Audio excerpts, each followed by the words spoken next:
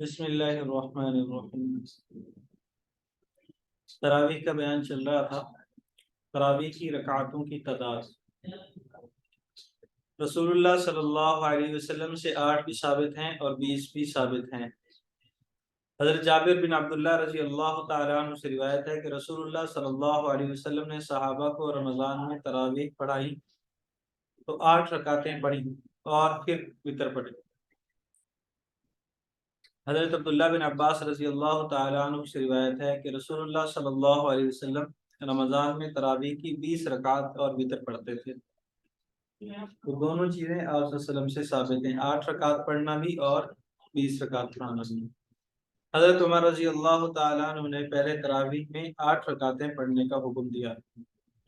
صاحب بن یزید رحمہ اللہ کہتے ہیں حضرت عمر رضی اللہ تعالیٰ عنہ نے حضرت ابی بن کعب رضی اللہ تعالیٰ عنہ اور حضرت تمیم داری رضی اللہ تعالیٰ عنہ کو حکم دیا کہ وہ لوگوں کو 11 رکعتیں یعنی 8 تراویح اور 3 وتر پڑھائیں، اور قاری ایک رکعت میں 100 آیتیں پڑھتا تھا، جس کی وجہ سے قیام بہت طویل ہوتا تھا۔ اس طول قیام کی وجہ سے ہم لاٹھیوں کا سہارا لیتے تھے اور ہم فجر کے قریب کہیں جا کر فارغ ہوتے تھے۔ بعد میں حضرت عمر رضی اللہ تعالیٰ عنہ نے 20 رکعتیں پڑھنے کا حکم دیا اور اس پر اجماع و اتفاق ہے، یعنی تمام صحابہ نے حضرت عمر رضی اللہ تعالیٰ عنہ کی رائے کے ساتھ اتفاق کیا۔ یحییٰ بن سعید رحمہ اللہ سے روایت ہے کہ حضرت عمر رضی اللہ تعالیٰ عنہ نے ایک صاحب کو حکم دیا کہ وہ لوگوں کو تراویح کی 20 رکعتیں پڑھائیں، اور یزید بن رومان رحمہ اللہ کہتے ہیں کہ حضرت عمر رضی اللہ تعالیٰ عنہ کے زمانے میں رمضان میں لوگ 20 رکعت تراویح اور 3 وتر ملا کر 23 رکعتیں پڑھتے تھے۔ حضرت عطا تابعی رحمہ اللہ کہتے ہیں میں نے صحابہ کو وتر سمیت 23 رکعتیں پڑھتے ہوئے پایا۔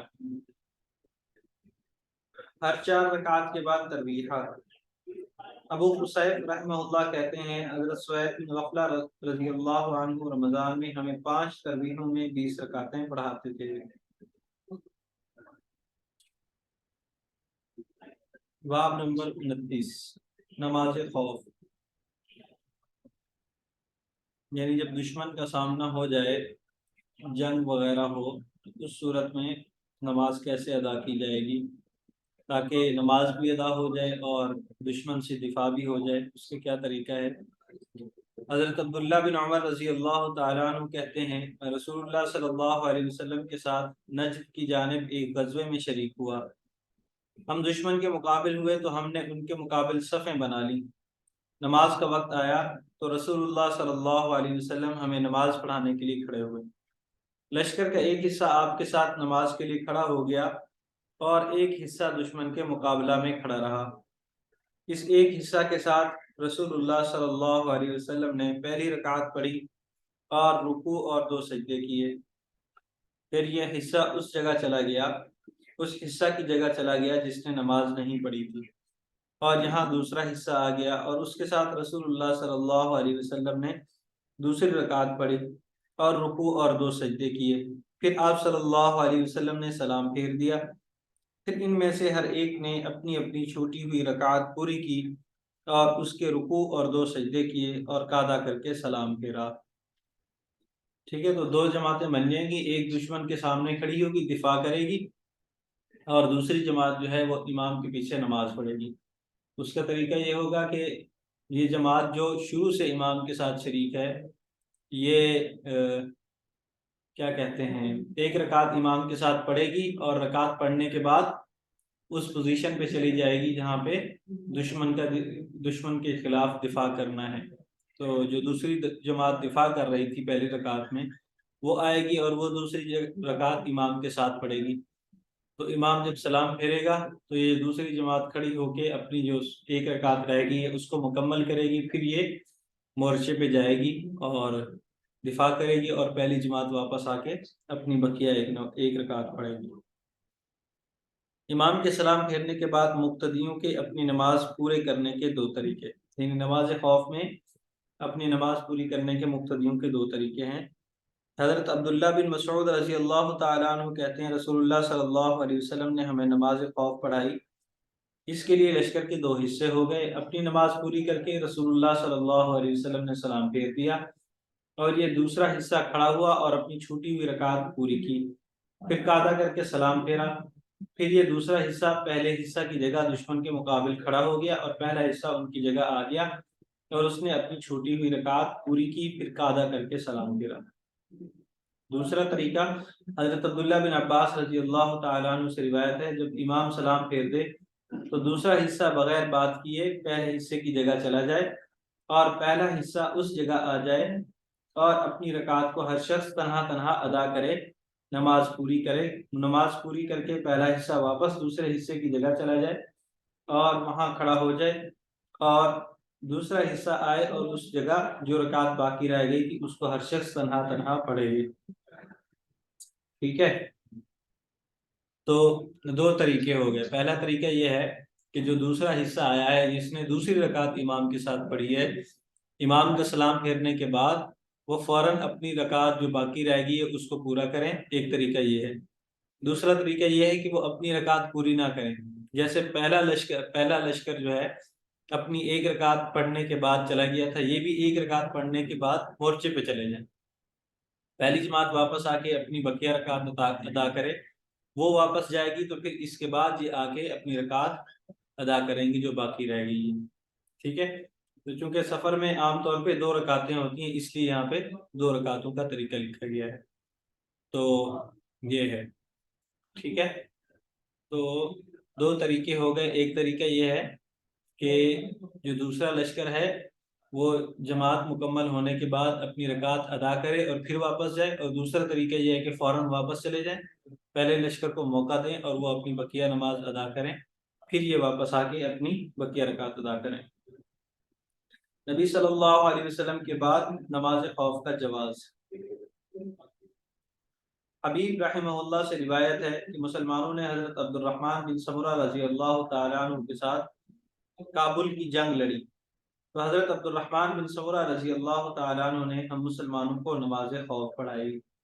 تو اس سے معلوم ہوا کہ نماز خوف کا جو مسئلہ ہے یہ نبی صلی اللہ علیہ وسلم کے زمانے کے ساتھ خاص نہیں، بلکہ آپ کے بعد بھی نماز خوف پڑھی جا سکتی ہے۔ ثعلبہ رحمہ اللہ کہتے ہیں ہم حضرت سعید بن عاص رضی اللہ تعالیٰ عنہ کے ساتھ طبرستان میں تھے، تو وہ کھڑے ہوئے اور پوچھا تم میں سے کس نے رسول اللہ صلی اللہ علیہ وسلم کے ساتھ نماز خوف پڑھی ہے؟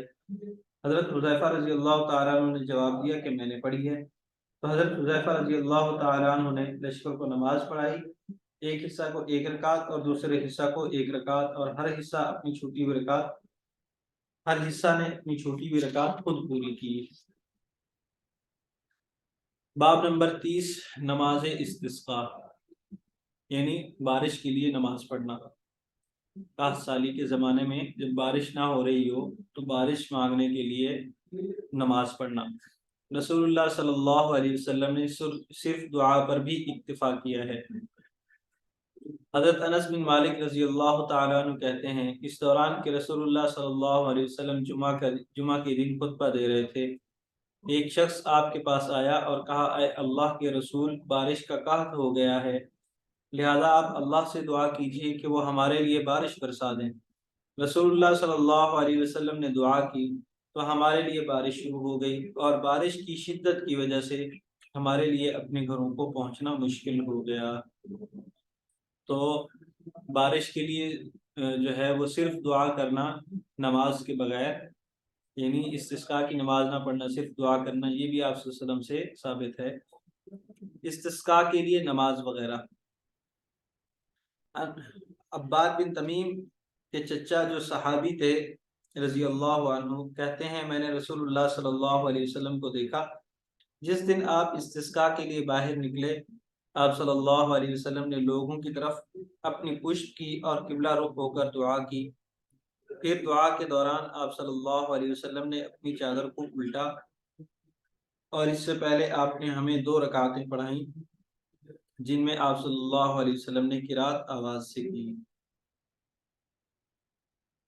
حضرت ابو ہریرہ رضی اللہ تعالیٰ عنہ کہتے ہیں جس دن رسول اللہ صلی اللہ علیہ وسلم نے استسقاء کی نماز پڑھنی تھی، آپ باہر نکلے اور اذان و اقامت کے بغیر ہمیں 2 رکعت نماز پڑھائی، جس میں آپ صلی اللہ علیہ وسلم نے قرات آواز سے کی، پھر ہماری طرف رخ کر کے ہمیں خطبہ دیا، اور پھر اللہ سے دعا کی، اور دعا کے وقت آپ نے اپنے دونوں ہاتھ اٹھائے ہوئے اپنا رخ قبلہ کی طرف کر لیا۔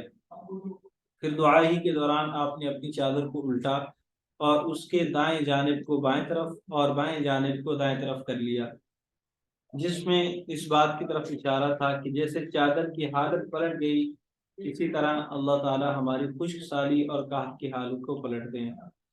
تو طریقہ یہی ہوتا ہے نماز کا کہ بغیر اذان و اقامت کے استسقاء کی نماز پڑھی جاتی ہے، اور تلاوت جو ہے اونچی آواز میں کی جاتی ہے جہر کے ساتھ۔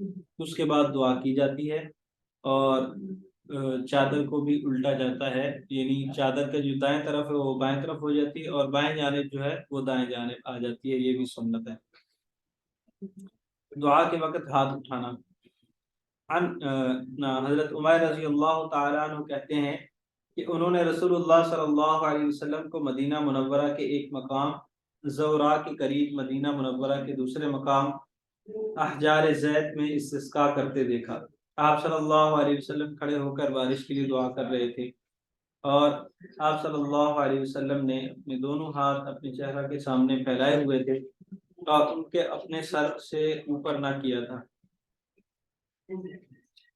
حضرت انس رضی اللہ تعالیٰ عنہ سے روایت ہے کہ رسول اللہ صلی اللہ علیہ وسلم نے بارش کی دعا کی اور اپنے ہاتھ کی پشت کو آسمان کی طرف کیا، تاکہ ہتھیلیاں جو ہاتھ کے اندر کا حصہ ہیں وہ زمین کی جانب ہو جائیں۔ اس میں غرض یہ تھی کہ اللہ تعالیٰ بادلوں کی اندرونی تہہ کو زمین کی طرف کر دیں، تاکہ ان میں جو بارش ہو وہ برس سکے۔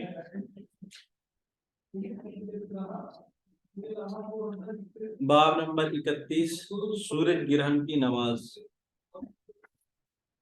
حضرت ابو بکرہ رضی اللہ تعالیٰ عنہ کہتے ہیں ہم رسول اللہ صلی اللہ علیہ وسلم کے پاس بیٹھے تھے کہ سورج کو گرہن ہوا۔ رسول اللہ صلی اللہ علیہ وسلم اپنی چادر کھینچتے ہوئے اٹھ کر چلے، یہاں تک کہ مسجد میں داخل ہوئے۔ ہم بھی آپ کے ساتھ مسجد میں داخل ہوئے۔ آپ نے ہمیں بڑی طویل 2 رکعتیں پڑھائیں، یہاں تک کہ سورج صاف ہو گیا۔ پھر آپ صلی اللہ علیہ وسلم نے فرمایا، سورج اور چاند کسی کی موت کی وجہ سے نہیں گہراتے، اور جب تم سورج کو گہراتا ہوا، یعنی اس کو گرہن لگتا دیکھو تو نماز پڑھو اور دعا کرو، یہاں تک کہ تمہیں پیش آنے والی سورج کے گرہن کی کیفیت دور ہو جائے۔ تو یہ عقیدہ تھا اہل عرب کا اور مکہ والوں کا کہ جو سورج اور چاند کو گرہن لگتا ہے یہ کسی کی موت کی وجہ سے لگتا ہے۔ تو اس کو آپ صلی اللہ علیہ وسلم نے رد کیا کہ سورج اور چاند جو ہیں اللہ تعالیٰ کی نشانیاں ہیں اور اللہ کے حکم سے چلتے ہیں، یہ کسی کی موت کی وجہ سے ان کو گرہن نہیں لگتا۔ سورج گرہن کی نماز کے لیے اعلان۔ حضرت عبداللہ بن عمر رضی اللہ تعالیٰ عنہما کہتے ہیں رسول اللہ صلی اللہ علیہ وسلم کے زمانہ میں جب سورج گرہن ہوا تو اذان کے بجائے محض یہ اعلان کیا گیا کہ نماز کے لیے جمع ہو جاؤ۔ سورج گرہن کی نماز کا طریقہ۔ حضرت جابر بن عبداللہ رضی اللہ تعالیٰ عنہ کہتے ہیں رسول اللہ صلی اللہ علیہ وسلم کے زمانے میں ایک سخت گرمی کے دن سورج گرہن ہوا تو رسول اللہ صلی اللہ علیہ وسلم نے اپنے صحابہ کو نماز پڑھائی، اور اتنا طویل قیام کیا کہ لوگ غش کھا کر گرنے لگے۔ تو سورج گرہن کی نماز میں قیام کو طویل کرنا یہ بھی سنت ہے، لمبی نماز پڑھنا۔ رسول اللہ صلی اللہ علیہ وسلم کے ایک صحابی حضرت عبد الرحمن بن سمرہ رضی اللہ تعالیٰ عنہ کہتے ہیں میں رسول اللہ صلی اللہ علیہ وسلم کے زمانہ میں مدینہ منورہ میں اپنے تیر چلانے کی مشق کر رہا تھا کہ سورج گرہن ہو گیا۔ میں نے اپنے تیر پھینکے اور خود سے کہا کہ اللہ کی قسم میں ضرور دیکھوں گا کہ سورج گرہن کے بارے میں رسول اللہ صلی اللہ علیہ وسلم کے ساتھ کیا معاملہ پیش آیا۔ میں آپ کے پاس آیا تو آپ نماز میں کھڑے دعا کے لیے اپنے ہاتھ اٹھائے ہوئے تھے، اور آپ سبحان اللہ اور الحمدللہ اور لا الہ الا اللہ اللہ اکبر کہنے لگے اور دعا کرنے لگے، یہاں تک کہ سورج سے گرہن ختم ہو گیا۔ حضرت قبیصہ ہلالی رضی اللہ تعالیٰ عنہ کہتے ہیں رسول اللہ صلی اللہ علیہ وسلم کے زمانہ میں سورج گرہن ہوا اور ایک روایت میں ہے کہ وہ ایسا شدید تھا کہ ستارے تک نظر آنے لگے۔ تو رسول اللہ صلی اللہ علیہ وسلم خوف زدہ ہو کر اپنے کپڑے کھینچتے ہوئے نکلے۔ میں اس دن آپ کے ساتھ مدینہ منورہ میں تھا۔ آپ نے 2 رکعت نماز پڑھائی اور دونوں رکعتوں میں بڑا طویل قیام کیا۔ پہلی رکعت میں سورہ بقرہ پڑھنے کے برابر اور دوسری میں سورہ آل عمران پڑھنے کے برابر، اور جب آپ نماز سے پھرے تو سورج صاف ہو چکا تھا۔ پھر آپ صلی اللہ علیہ وسلم نے فرمایا، یہ اللہ تعالیٰ کی قدرت اور زور کی نشانیاں ہیں۔ اللہ تعالیٰ ان سے اپنے بندوں کو ڈراتا ہے، یعنی جھنجھوڑتا ہے کہ یہ ساری کائنات میرے حکم کی تابع ہے۔ تو تم جب یہ نشانیاں دیکھو تو اللہ تعالیٰ کے زور کا اعتراف کرتے ہوئے نماز میں کھڑے ہو جاؤ، اور قریب ترین فرض نماز جو تم نے پڑھی ہے یعنی فجر کی، اس کی طرح تم نماز پڑھو، یعنی 2 رکعتیں فجر کی طرح پڑھنی ہیں اور لمبی رکعتیں پڑھنی ہیں۔ حضرت سمرہ بن جندب رضی اللہ تعالیٰ عنہ کہتے ہیں، اس دوران کہ میں اور ایک انصاری نوجوان تیر اندازی کر رہے تھے، یہاں تک کہ دیکھنے والے کی نظر میں سورج افق سے 2 یا 3 نیزے اوپر ہوا تھا کہ وہ گرہن کی وجہ سے سیاہ ہو گیا اور ایک سیاہ پھل تنوما کی طرح ہو گیا۔ ہم میں سے ایک نے دوسرے سے کہا کہ چلو ہم مسجد کی طرف چلتے ہیں، کیونکہ اللہ کی قسم اس سورج کی یہ کیفیت رسول اللہ صلی اللہ علیہ وسلم کے لیے آپ کی امت کے بارے میں کسی نئی ہدایت کا باعث ہوگی۔ کہتے ہیں کہ ہم تیزی سے چلے، گویا کہ ہمیں دھکیلا گیا تھا، تو رسول اللہ صلی اللہ علیہ وسلم سامنے تھے۔ آپ صلی اللہ علیہ وسلم آگے بڑھے اور نماز پڑھائی۔ آپ صلی اللہ علیہ وسلم نے ہمارے ساتھ قیام کیا جو مثل اس طویل ترین قیام کے تھا جو آپ نے ہمارے ساتھ کبھی نماز میں کیا ہو، اور ہم آپ کی کچھ آواز نہ سنتے تھے۔ پھر آپ صلی اللہ علیہ وسلم نے ہمارے ساتھ رکوع کیا جو مثل اس طویل ترین رکوع کے تھا جو آپ نے کبھی ہمارے ساتھ کیا ہو، اور ہم آپ صلی اللہ علیہ وسلم کی آواز نہ سنتے تھے۔ پھر آپ صلی اللہ علیہ وسلم نے ہمارے ساتھ سجدہ کیا جو مثل اس طویل ترین سجدے کے تھا جو آپ نے کبھی ہمارے ساتھ کیا ہو، اور ہم آپ صلی اللہ علیہ وسلم کی آواز نہ سنتے تھے۔ پھر آپ صلی اللہ علیہ وسلم نے دوسری رکعت میں بھی اسی طرح کیا۔ کہتے ہیں کہ آپ صلی اللہ علیہ وسلم دوسری رکعت کے بعد قعدہ میں تھے کہ سورج صاف ہو گیا۔ کہتے ہیں کہ پھر آپ صلی اللہ علیہ وسلم نے سلام پھیرا۔ تو سورج گرہن کی جو نماز ہوتی ہے اس میں قرات سری ہوتی ہے، یعنی بغیر آواز کی اونچی آواز میں قرات نہیں ہوتی، جیسے ہم ظہر اور عصر کی نماز میں آہستہ آواز میں قرات کرتے ہیں۔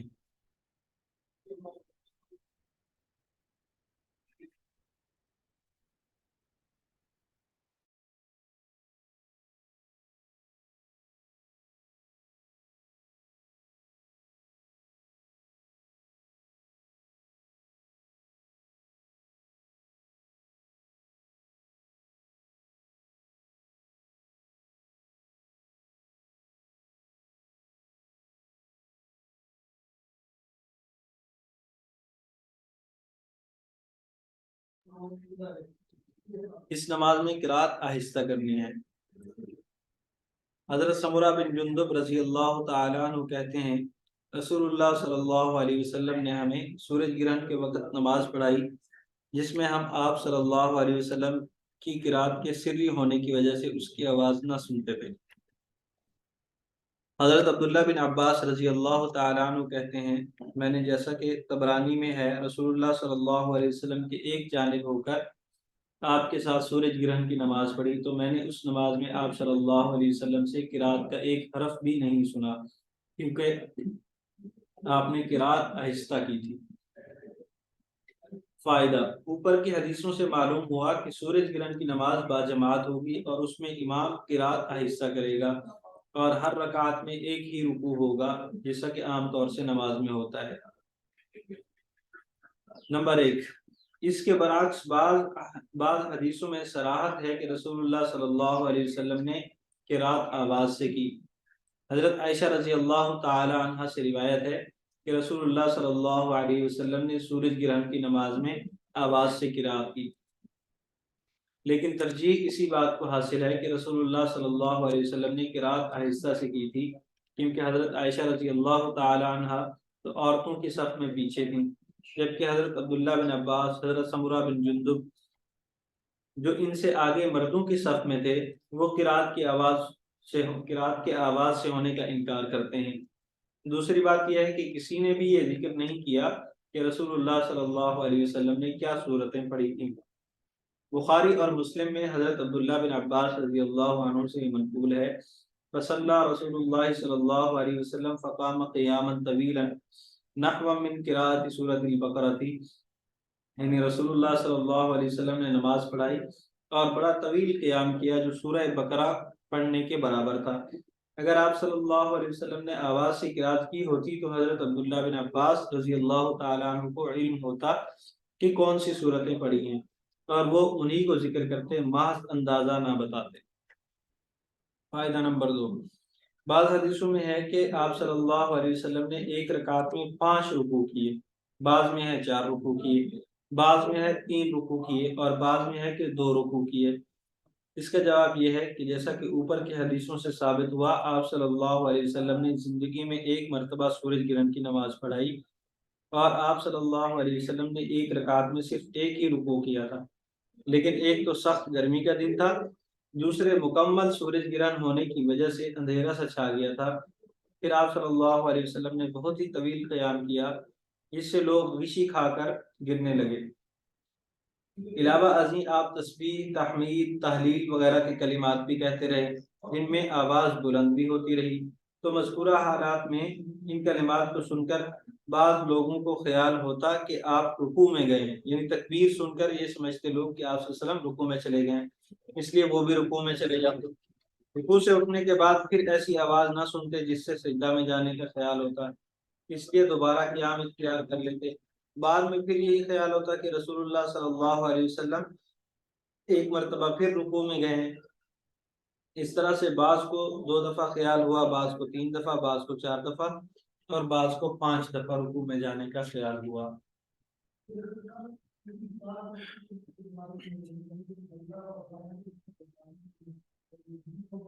باب نمبر 32، نماز جمعہ۔ جمعہ کے دن کی فضیلت۔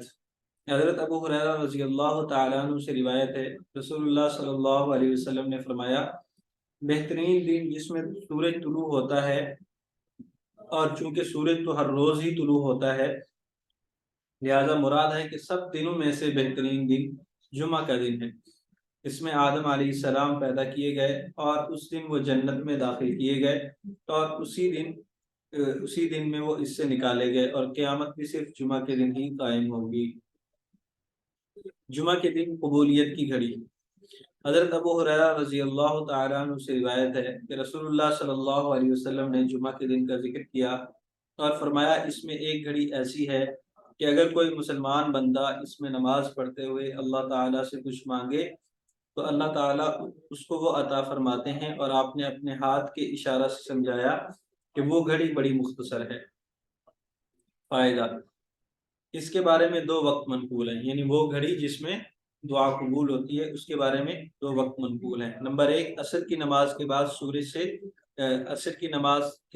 سورج کی غروب ہونے تک، عصر سے لے کر سورج کی غروب ہونے تک کا جو درمیان کا وقت ہے، ایک یہ ہے۔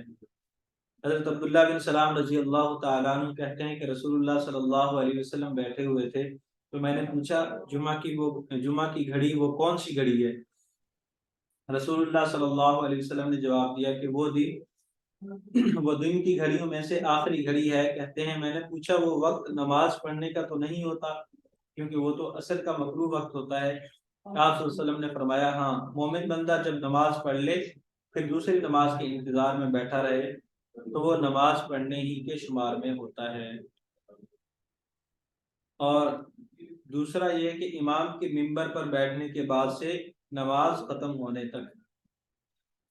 حضرت ابو موسیٰ اشعری رضی اللہ تعالیٰ عنہ کہتے ہیں، میں نے رسول اللہ صلی اللہ علیہ وسلم کو یہ فرماتے ہوئے سنا کہ جمعہ کے دن قبولیت کی گھڑی امام کے منبر پر بیٹھنے سے لے کر نماز ختم ہونے تک ہے۔ جمعہ کا غسل مسنون ہے، واجب نہیں۔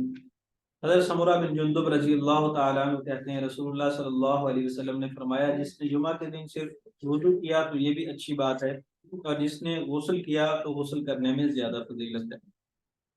इकरमा रहमहुल्लाह से रिवायत है कि अहले इराक में से कुछ लोग हजरत अब्दुल्ला बिन अब्बास रजी अल्लाह तआला अन्हु के पास आए और पूछा कि अय इब्न अब्बास, क्या आप जुमा के दिन गुस्ल करना को वाजिब समझते हैं? उन्होंने फरमाया कि नहीं, अलबत्ता इसमें पाकीज़गी ज्यादा है और गुस्ल करने वाले के लिए फजीलत है, और जो गुस्ल ना करे तो कोई हरज नहीं, क्योंकि गुस्ल करना उस पर वाजिब नहीं है।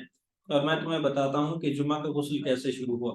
लोग आम तौर से मेहनत और मशक्कत करते थे, ऊनी कपड़े पहनते थे और अपनी पुश्तों पर बोझ लादते थे, और उनकी मस्जिद तंग थी और नीची छत वाली थी, बल्कि वो तो महज एक छप्पर था। यानी शुरू शुरू में जो मस्जिद नबवी थी उसकी बात हो रही है। गुर्बत का जमाना था, साहबा के पास उस वक्त पैसे भी नहीं थे। एक गर्मी के दिन, जो जुमा का दिन था, जब लोग उन्हीं लिबास में पसीना पसीना हो रहे थे, यहाँ तक कि उनसे पसीने की बदबू के भभके उठने लगे, जिससे एक दूसरे को तकलीफ हो रही थी, रसूलुल्लाह सल्लल्लाहु अलैहि वसल्लम घर से बाहर मस्जिद में तशरीफ लाए। जब रसूलुल्लाह सल्लल्लाहु अलैहि वसल्लम ने वो बदबू महसूस की तो फरमाया, ऐ लोगो, जब यानी जुमा का दिन हो तो बेहतर है कि गुस्ल किया करो, और जो बेहतरीन तेल और खुशबू तुमको मुयस्सर हो वो लगा लिया करो।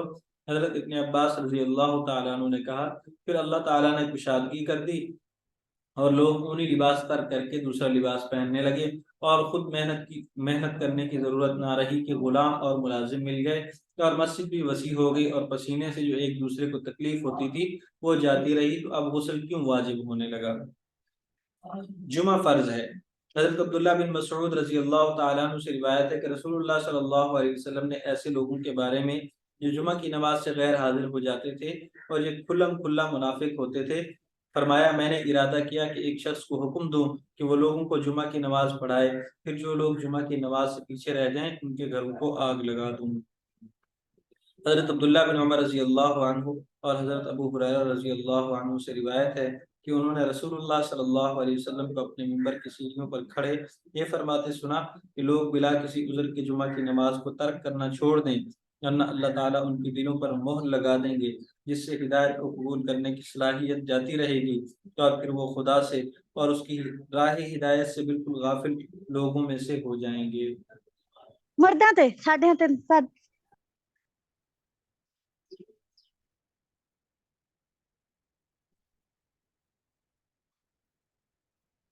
जी, किसी ने कुछ पूछना है, सवाल है तो पूछना है।